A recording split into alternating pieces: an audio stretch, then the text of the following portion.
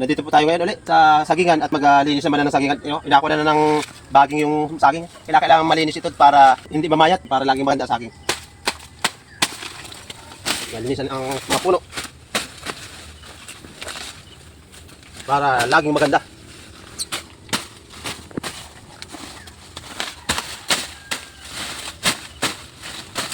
Pag laging malinis ay maganda ang pamunga niya.